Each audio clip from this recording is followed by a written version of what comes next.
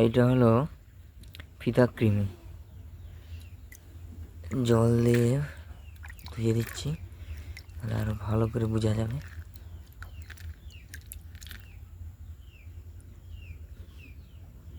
এইটা এই দিকটা জল দিতে হবে। এইটা হচ্ছে গরুর পায়খানার মধ্যে দিয়ে বেরিয়েছে, ফিতার মতো ভাগ ভাগ ভাগ ভাগ হয়ে আছে।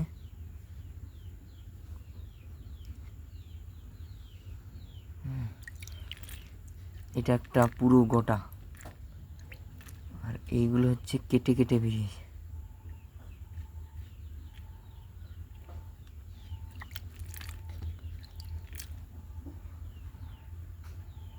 তো আমার জীবনে এই প্রথম আমি ফিতাকৃমি দেখলাম। এটা আমাদের গরুর পায়খানার মধ্যে দিয়ে বেরিয়েছে এই এত পরিমাণে।